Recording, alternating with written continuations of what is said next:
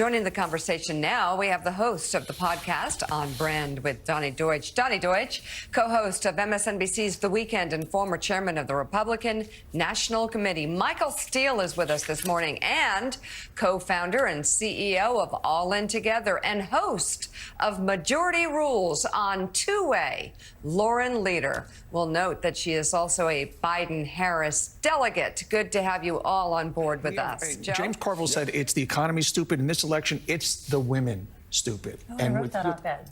Oh, you did? Yeah. Okay. Well, then I'm going to hand it over to you at this point.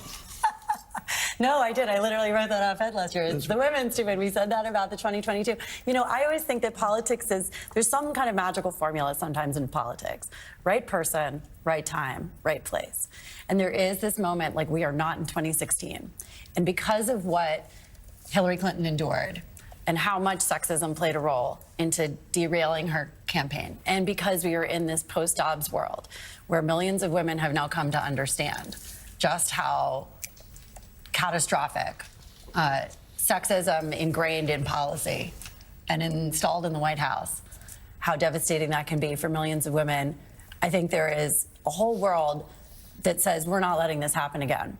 And the kinds of attacks that we're already seeing, and All In Together is going to be tracking them. We actually have a project we're launching today to track not only the racist and sexist attacks against her, but against all women running up and down the ballot, but also the deepfakes. There were deepfakes that are already circulating, AI-generated deepfakes. There's one in the first 24 hours of Jeffrey Epstein's face superimposed over the head of Doug Emhoff. I mean, it's vast, and this is what they have because they're losing on the policy side. And so the turning over and over again to the sexism and racism is what they have, but it won't work in the same way because of this time and this place and how much better informed Americans are, how much less willing the media is. And I say that as part of it, right, to tolerate some of this stuff. We're going to call it out on this show and in lots of places. And I think it's essential. Like this has to be a meritocracy. This race has to be a meritocracy. And the constant attacks on race and gender undermine that from a party that says that meritocracy should be the primary focus. Well, you know who Bill Parcells is, right? I do. Legendary football coach, one of the greatest of all time. He coined the phrase, you are what your record says you are. Right. You can apply that, a variation of that, to the Republican Party of 2024. And that is, you are what your rhetoric says you are.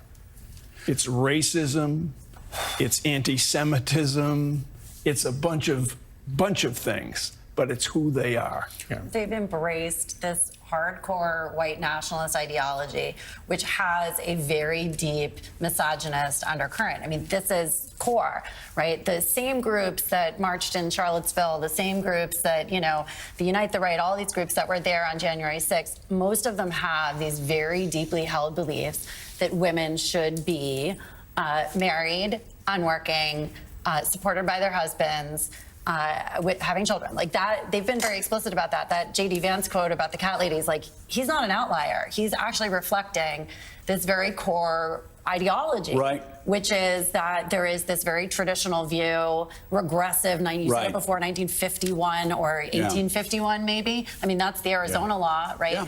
So it's not a fringe outlier. Like Trump has built his base around these extraordinarily out of touch, out of date, regressive views of women. Exactly. And, you know, Mike. Governor, it's Lauren Leader. I wanted to ask you, I think that Minnesota is such an interesting sort of analogy for the country, right? You've got the big cities, you've got rural parts of the state, and you have been steadily moving to be this blue Democratic trifecta. What have you learned in bringing together the rural and the urban voters in your state that you think the Harris campaign can use to really engage some parts of America that have really turned quite red, particularly the rural parts of the country? What should they take from the Minnesota story? Yeah, the Midwest is the key. And look, I represented Joe was talking about Steve King. My district bordered Steve King's, and on the other side was Michelle Bachmann.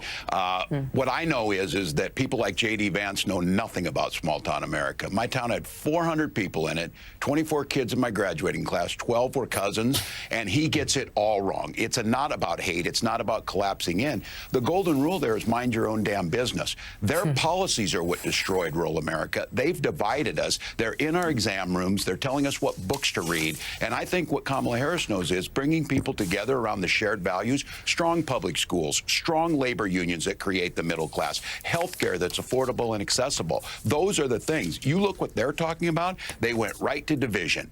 They did not give us a plan on health care. Donald Trump talked about infrastructure. Joe Biden and Kamala Harris built bridges, built roads. So I think this is going back to the bread and butter, getting away from this division. We do not like what has happened where we can't even go to Thanksgiving dinner with our uncle because you end up in some weird fight that is unnecessary. and I think bringing back people together, well, it's true. These guys are just weird.